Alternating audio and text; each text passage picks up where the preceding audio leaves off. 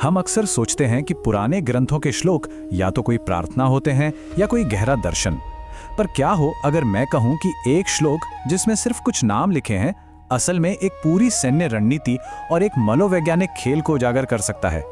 आज हम भगवद गीता के ठीक ऐसे ही एक श्लोक अध्याय 1 के श्लोक 5 की परतें खोलेंगे और देखेंगे कि कैसे इन शब्दों के पीछे एक बहुत बड़ी कहानी छिपी हुई है। तो ये है वो श्लोक जिसकी हम बात कर रहे हैं। स्क्रीन पर संस्कृत और उसके लिप्यांतरण दोनों में से देखा जा सकता है। धृष्टकेतुश्चेकितानः काशीराजश्च वीर्यवान पुरुजित कुंती भोजश्च शैब्यश्च नरपुंगवाः। पहली नजर में क्या लगता है? बस कुछ योद्धाओं के नाम हैं, है ना? लेकिन यही तो सबसे दिलचस्प सवाल है। 6 योद्धा और बस एक श्लोक। तो फिर यहाँ असल में कहा क्या जा रहा है? ये सिर्फ एक गिनती तो बिल्कुल नहीं है। चलिए इस पहेली को सुलझाते हैं। सबसे पहले ये समझना जरूरी है कि ये सब कौन कह रहा है और क्यों। ये लिस्ट कुरुक्षेत्र के मैदान में राजकुमार दुर्योधन अपने सैन्य कमांडर द्रोणाचार्य को सुना रहा है। ये कोई आम बातचीत नहीं है, ये युद्ध की बिल्कुल शुरुआत है। तो चलिए विश्लेषण की पहली परत को खोलते हैं और जरा इन बड़े खिलाड़ियों से मिलते हैं जिनका जिक्र इस श्लोक में हो रहा है। यहाँ पर हम उन 6 योद्धाओं को देख सकते हैं। धृष्टकेतु हैं चेदी के राजा, चेकितान एक यादव योद्धा, फिर हैं काशी के राजा जिन्हें वीर्यवान यानी बहुत शक्तिशाली कहा गया है, पुरोजित और कुंती भोज जो पांडवों के ननिहाल पक्ष से हैं, मतलब परिवार का पूरा साथ है, और आखिर में शैब्य शिबी के राजा जिन्हें नरपुंगव कहा गया है, यानी पुरुषों में श्रेष्ठ।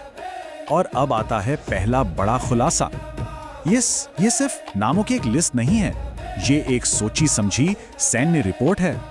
दुर्योधन इस लिस्ट का इस्तेमाल अपने ही गुरु द्रोणाचार्य पर एक मनोवैज्ञानिक दबाव बनाने के लिए कर रहा है। वो असल में दुश्मन सेना की ताकत का एक ऐसा खाका खींच रहा है जिसे देखकर कोई भी कमांडर, आप कह सकते हैं, थोड़ा चिंतित तो हो ही जाएगा।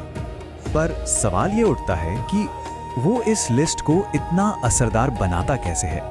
ये सिर्फ नाम गिनाने से तो कहीं ज्यादा है। उसकी चालाकी यहाँ दिखती है। वो चुनिंदा तारीफ करता है, वो सबकी तारीफ एक जैसी नहीं कर रहा। काशी के राजा को वो कहता है वीर्यवान यानी अत्यंत वीर, और शैब्य को कहता है नरपुंगव, पुरुषों में बैल या श्रेष्ठ।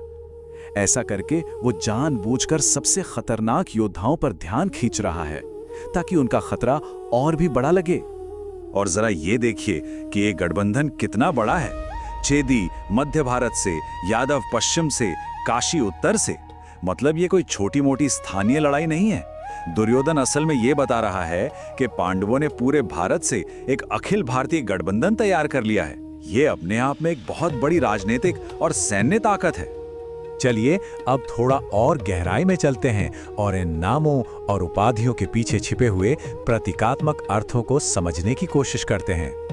शैब्य को जो उपाधि दी गई है नरपुंगव यानी पुरुषों में बैल, वो बहुत मायने रखती है। ये सिर्फ शारीरिक ताकत की बात नहीं है, ये उपाधि असाधारण नेतृत्व, गरिमा और राजधर्म, मतलब एक राजा के जो धार्मिक कर्तव्य होते हैं उसका प्रतीक है। एक तरह से दुर्योधन अनजाने में ही ये मान रहा है कि उसके दुश्मन सिर्फ शक्तिशाली नहीं बल्कि धर्मपरायण भी हैं।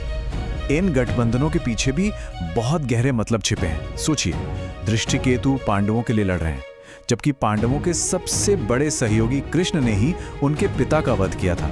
ये दिखाता है कि धर्म का मुद्दा व्यक्तिगत दुश्मनी से कहीं ऊपर है।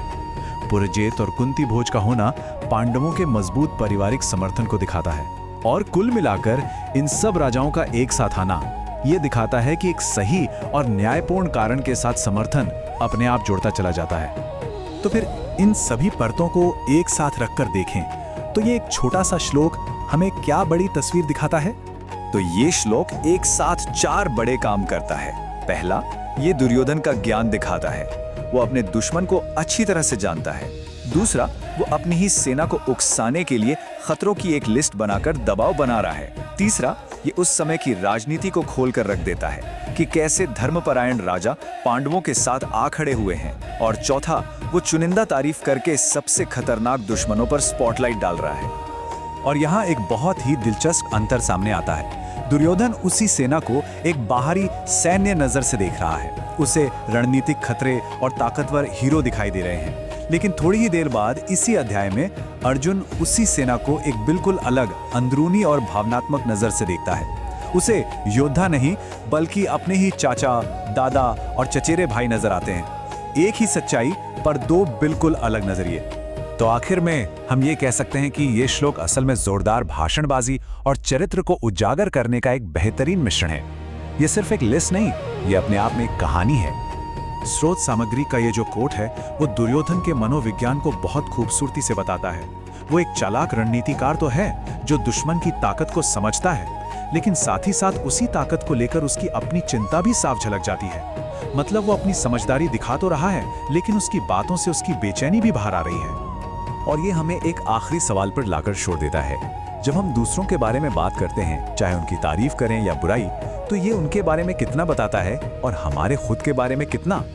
हमारे शब्द अक्सर हमारी अपनी उम्मीदों, हमारे डर और हमारी असुरक्षा का आईना होते हैं। इस पर सोचिएगा जरूर। अगर आपको ये वीडियो पसंद आया तो क्या करना चाहिए? तो सब्सक्राइब करें। धन्यवाद।